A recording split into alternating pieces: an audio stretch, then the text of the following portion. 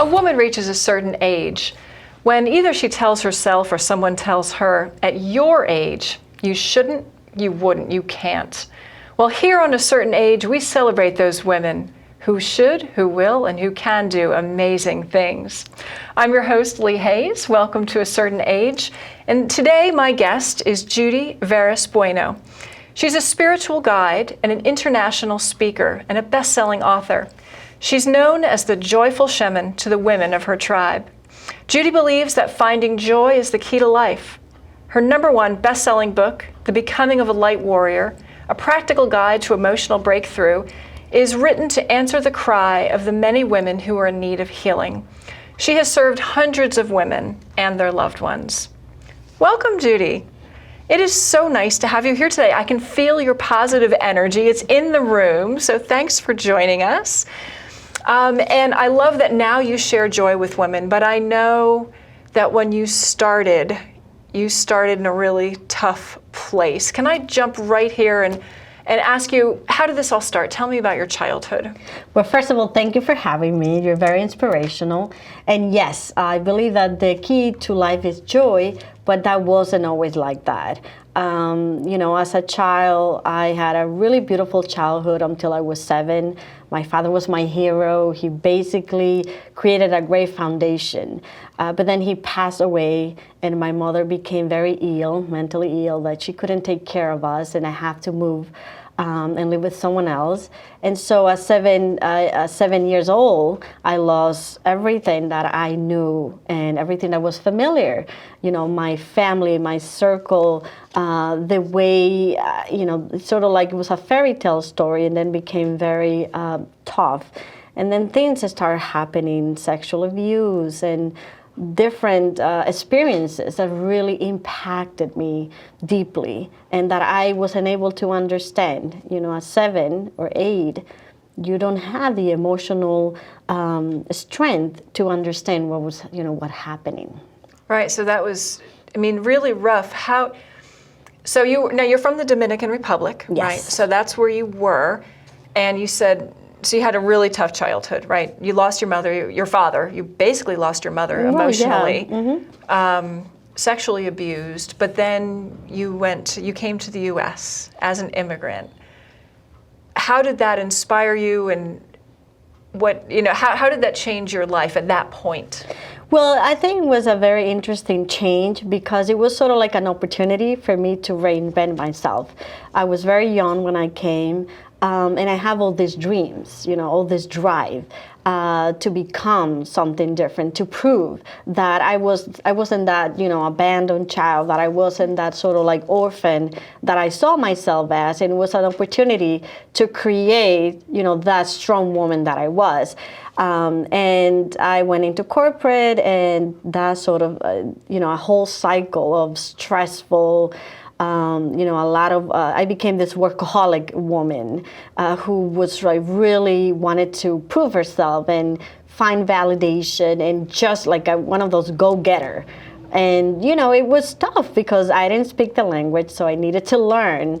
I went to school, I went back to college. So it was a whole process of readapting, reinventing, recreating myself. And it was fun. I wouldn't lie, but then it became almost as a disease. The more I did, the more I achieved, the more I wanted. All right, so you were, just understanding, because I know other people do this, so every success just made you want more. Yes, it was not end to that. Right, so it's an addiction of its own. It is an addiction. It's a success addiction? I don't know if that's really, it's sort that of you need more validation? Is that what it was? It's sort of like the need for approval. Okay. The need to feel validated, that your sense of worth is attached to these successes. And so, at least for me, it was like that. I was suffering from depression. I was suffering from anxiety. I was suffering, I felt inadequate. I tried to fit into a society that it was very difficult for me as an immigrant, with an accent, trying to understand the new culture. And it was like, I felt like I needed to prove myself. And so for that, I became a workaholic. So it was an addiction because I was getting something out of it. It right. made me feel worthy. But you were working in a big corporate job. You were Yes. making good money. Great money. You had great successes. Yes. And you felt inadequate. I did. Totally inadequate. Like I didn't achieve anything. And it was, the more I did, the more I questioned myself and my place in the world. And it kept getting worse. So what? It kept getting worse. And so I became this workaholic. I didn't have time for myself. I felt like I needed to do that to create a sort of like a role model for my daughter to follow, right? So that she'll see her mother is successful. I can do this too as an immigrant. And then I started neglecting my well-being. I started eating very poorly, no exercise whatsoever, became 215 pounds overweight. I had an issue with food. I was binging. When I travel and I felt alone, then food was there, and that was sort of like my escape too. And then that created a sense of like more inadequacy. I have all this success, but I'm not able to control other things in my life, or not to control, but like to enjoy, with my family, to share my success with them. I felt totally alone, really, truly, which is interesting. Because again, you're highly successful. Yes. And you feel alone. And then feeling alone, feeling like inadequate, like nothing I did really mattered. Right. And the more I did, the more I felt like I needed to do more. And then you said the binge eating. So interesting that was actually a sign of stress or depression, maybe. It was a sign of all the above, Yeah. the stress, depression, anxiety, because when there's certain feelings that are very difficult to face. Like in my case, I had issues in my childhood with sexual abuse and all that, right? And I never addressed those because it was, a lot of shame attached to that, a lot of, feeling like I did something wrong. And so it was this fear of like, who's gonna believe me? And it sort of like haunted me for years. Not the inability to be able to speak about it, but not only speak about it, be able to heal from that and be able to talk about it openly without stigma. You see? Right. Okay, so then, but I know, again, your story continues to get worse. You had a heart attack. How old were you? I was 36 years old. And I think that heart attack, when people ask me what triggered that, Yeah. it was many different elements. It was the element of, the first is feeling inadequate, then becoming this workaholic to try to fulfill that feeling. And then I took like 10 different type of medication only to function.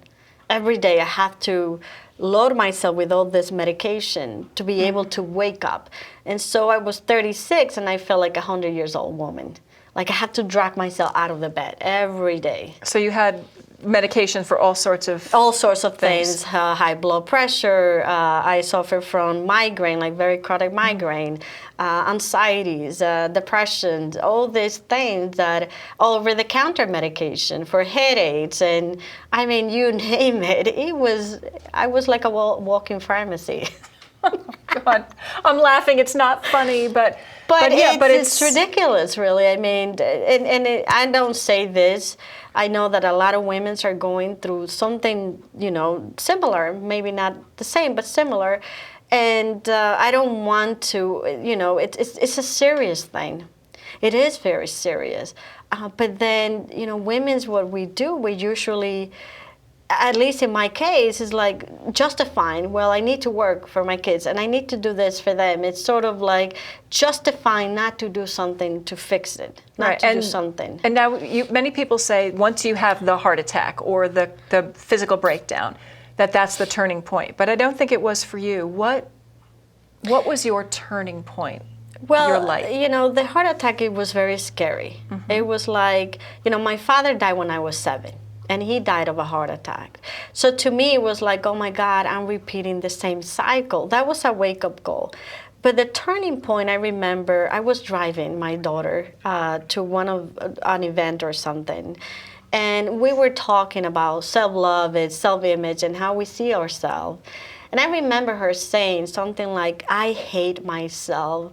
I hate looking at myself in the mirror. So your daughter, how old was your daughter then? She was 13 at that point, and that made me realize that, oh my God, this is serious. because she's such an amazing child. She's so beautiful. And I'm not just saying that, she is truly beautiful. Why would she feel that way? And then that makes me realize, oh my God, I feel the same way. I hate to see myself in the mirror. And so at that moment, I realized that my fears, my insecurities, I was projecting them into her unknowingly, subconsciously. Because think about it. At that point, all I wanted to be was the best mom. I wanted to be able to be the mom that I didn't have. You see? And so at that moment, I felt like a failure. It's like nothing, and that moment was like nothing I did matter, because these are the results. And so I have this feeling of guilt and this feeling of, oh my God, I created this, It was tough, but that, I think it needed to happen. Because what happened is, as women, we always putting ourselves last. Mm-hmm. So if you're doing something for yourself, it feels like selfish. But at that moment when I saw my daughter is suffering, and also my son had other challenges, then I need to do something about this. This is critical. So as a mother, again, you were taking care of everything. Yes. Except for you. Mm-hmm. And maybe that's not the best mother then. So how can moms be better for their kids? How do you, because you want your children to succeed. What can you do to be a better mom other than neglecting yourself? Well, the thing is, not only as a mom, but in anything in life, what I realize is, if you want to be a better mom, a better partner, a better wife, a better sister, better daughter, a better professional, you must really take care of yourself first. You really must learn to do self-love. Because the thing is, by sacrificing ourselves, we think that we're great, we're not selfish. Mm-hmm. Like if I invest on myself, then I am selfish. And it's totally the opposite. Because when I invested in my own well-being, taking care of myself as a person, not just as a mom, but as a person, right, then I became a better mom. I became this powerful, empowering woman that now I can truly serve as a role model for my daughter. And how did that impact your children? It impacted them in a total different way. Like, I'm not going to say they're perfect and they're like, but they're happier than before. And, my daughter now goes to FIT. She's becoming an illustrator, and she's talented. Mm-hmm. But now she's able to actually pursue that. Yeah. In the past, it would be like, having a hard time to even get out of bed. Now she can pursue her dreams. And that to me is if there's anything that I feel like, okay, I had accomplished, is to truly give them the sense of, yes, I can do it. I can do anything. And now you took this, so you discovered this in your own daughter and in yourself. Yes. And you had this really tough life to this point. Now, how did you turn it around? Because you, at this point, are known as the joyful shaman, right? Now, so a couple things. So start out by, I know your father was a shaman. What is shamanism? Could you explain that to me a little bit? Yes, that's a great question. Yeah. A lot of people ask me that, like, what is it? I don't understand it. Well, shamanism is a lifestyle. Is, as you know right now, everybody's talking about climate change and all that. But in reality is, if we don't change our relationship to the earth and how we see the earth, not a resource, but a source of life, like a living organism. You can picture it as the belly of your mother. And this mother is providing you with everything that you need. I'm not talking about worshiping the earth. I'm talking about creating a relationship, understanding that you and the planet are one together. Like, I cannot live without the tree. Half of my lungs are outside myself, into every tree that there is there. So the moment I create that relationship, I start looking at the earth as a living organism. And as a living organism, then I have a new respect for it. So shamanism is a lifestyle of working and creating and being in harmony with your environment. And not only with your environment, but with yourself. Because inside of you is a whole universe. You see, you're a mini universe in yourself. And when you're in harmony with the earth, with harmony with yourself, now you can be in harmony with everybody else. You see people differently. You see them as this amazing sort of like potential. Like in shamanism, everything we see it as a dormant potential or active potential. And so the idea is to be able to activate that potential in others. And what is something, so you activate potential in people. I know you have healing circles, and we'll talk about that. What can I do? What can viewers do to activate their own potential, to recognize it? And well, the first thing, if you think about my own story, I spent 22 years feeling inadequate. Feeling like I was able to do all these things and be successful, but not feeling successful, feeling like a failure in every aspect of my life, right? And so the idea is to become aware. Any healing starts with awareness. You need to become aware of what it is that how you feel. Do you feel realized? Do you feel depressed? Do you feel anxious? Start with facing those feelings. Stop trying to covering them, to suppress them. The more we suppress them, the more they become more like stronger. So the idea is to become with awareness, become aware of how you feel in this moment. And is that a normal thing to feel like that? Because yes, it is normal to feel sad from time to time and off. But feeling like that all the time, questioning every thought you have, even something so silly as sending an email, writing an email and reading this email like 20 times and not, like doubting, oh, should I say that or not? It's becoming aware of those little things that are subtle. But that says a lot about you. And then understand that if you need help, then go and get the help that you need. Because how you feel will project that not only to your friends and to the people that you love the most, will impact them. The way you feel, the way you think about yourself will impact others. Like I was projecting my own fears on my child. I wasn't doing that on purpose. Right, but you said you reflected and you saw. Yes. Your daughter started seeing through your eyes, basically, yes, it's right? like that a she mirror. hated herself. Yes, it's like a loop effect. You see? Yeah, but you were able to channel these horrible feelings and turn into something very positive. I mean, again, being sexually abused as a child, you said you've been able to take this horrendous experience and I can't say find anything good in it. Obviously, you don't find good in sexual abuse, right? But you were able to create a positive power out of that. How did you do that? Well, the idea is that what I believe, and not everybody agrees with that, and that's okay, is that every experience that happened to you, there is a learning behind it, right? So I took that experience and I say, what is it that I learned from that? What can I learn from that? And one of the things is that I learned is like, that should not happen to any child. It shouldn't happen. And so in order for us to avoid this type of thing, we need to start speaking up about it, to remove the stigma. Because the first thing I remember, it was feeling like I did something wrong. It was my fault. It's the sense of, feeling ashamed of it. And the idea is like, as a child, you are a child. It's nothing wrong you did. And so the ability to be able to talk about it, release that stigma. And that experience, it happened to me. And for many years, like I say, it was haunting me. But then I took that and I say, what can I do with this? This is what life, this is what happened to me, but it doesn't define me. It doesn't define me as a victim. What can I do with this? And what I did is like, well, I can empower other women to be able to release these feelings of feeling inadequate, ashamed, feeling like they did something wrong. But one of the things that I learned by working with hundreds of women is that, some women will say, well, I wasn't sexually abused, or I didn't have those type of traumas.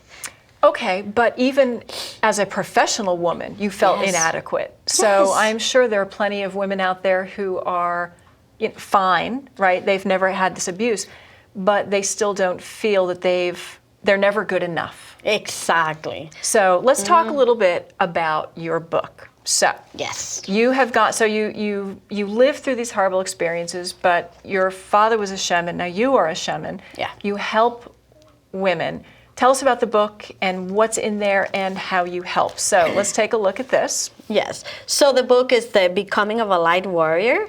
And why the Light Warrior? Because I believe that as a woman who wake up every day and you are a warrior, you're exposing yourself, you see, to inspire other women. And so that means that, you know, there's always going to be a fear, right? That you're going to mess up, that you're going to make a mistake, that you're not going to say the right thing. Like for me, you know, having English as my second language, always like, oh, well, I'm not pronunciating. You know what? Doesn't matter. It does not matter. You have something to give of value to inspire others, to empower other women. And you should not use this limitation, that perceived limitations, to stop yourself from doing something great. And that's what you talk about in the book, right? In the book, it's this how to breakthrough empower. to emotional breakthroughs. What does that mean? It means that whatever happened to you in the past, it doesn't matter how big or how small. Doesn't matter how traumatic it was. What happened to you is your story. And that story doesn't define you. The idea is to learn from those things, to empower yourself, and to use that as a fuel to propel your life. And so what happened to you doesn't define you, but it taught you. And so if you can learn the lesson, then what happened is when we don't learn the lesson, in shamanism we believe that we keep on repeating those things. We keep on repeating the patterns.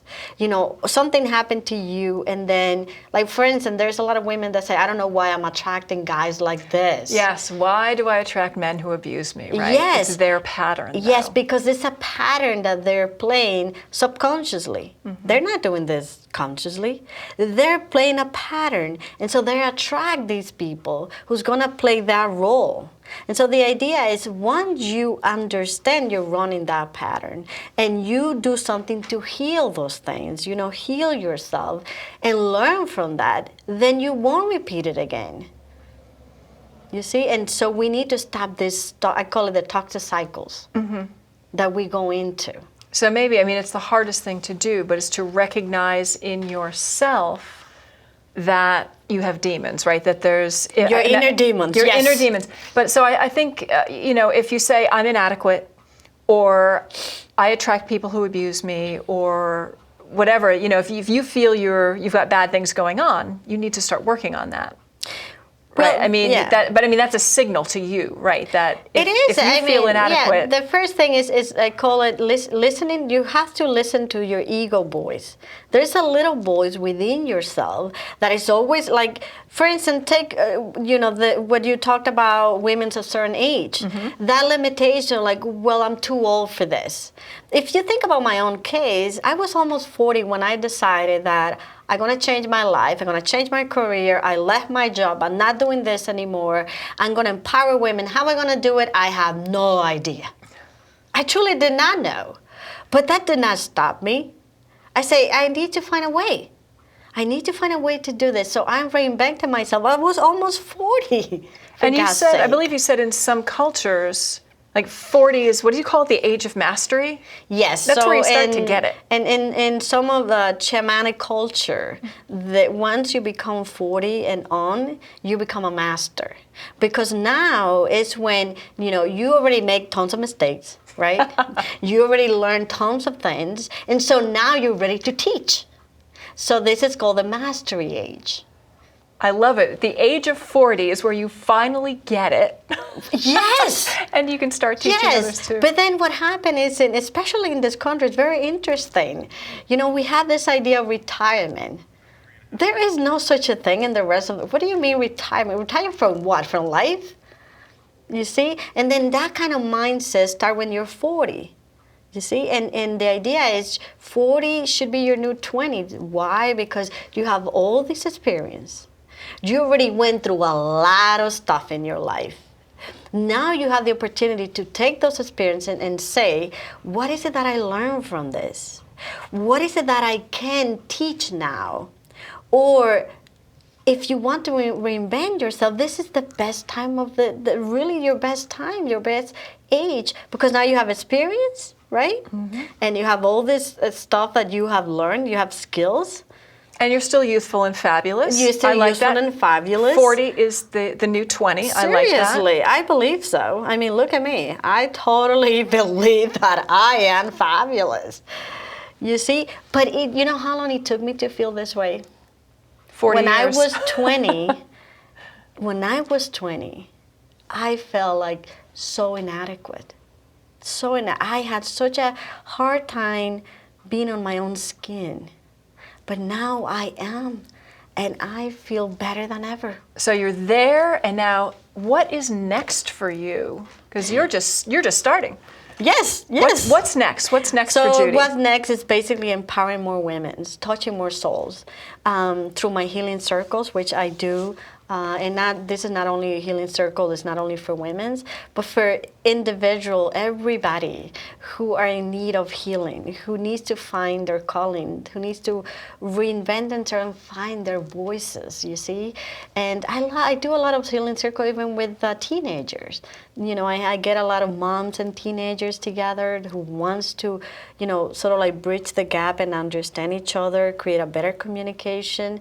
And so I have my coaching programs, but I also have my healing circles, and I want to be able to bring them to more women, to more community, because I believe that the women is the glue that keep the community together. You see? And we don't see ourselves like that, you see? And so we need to reclaim our voices. We need more, women have this ability to nourish. You see, to bring this sense of love, sense of compassion. And we need more of that in our society. Indeed, yeah. And in fact, I think we have more women leaders now than ever. Thank God. We need more, though. We need more. Yeah. Fantastic. Well, so where can we find your book? I just want to show this one more time before we go. The Becoming of a Light Warrior, a practical guide to emotional breakthroughs, is available where? Well, you can find it on Amazon. On Amazon. And you can also go to my website, which you're going to be showing shortly. We will, yeah. And you can email me too. If you want a consultation or a healing circle, please get in touch with me. I'm looking forward to empower more women. Yay. Yay. So yeah, we will show that in a minute at the end of the episode. And I just want to thank you so much, Judy, for joining me today, because it's wonderful the way you took a really tough start and you've grown so far and you've turned it into empowerment for other women. Yeah. So like, it took it so far. This is just the beginning, but also so fast. It's been the last 3 years. It's been a constant growth. Amazing. And so I know that you have a lot of women out there who watches the show and they question themselves sometimes about their age. And, I wanted to say, allow yourself to dream. Allow yourself to dream again. Because think about this, if we only have one life, you want to make the best out of this life, right? So make it the best. So 40 is the new 20? Yeah. And dream. Is. You dream, yes. Thanks so much for being here today. This was great. Thank you so much.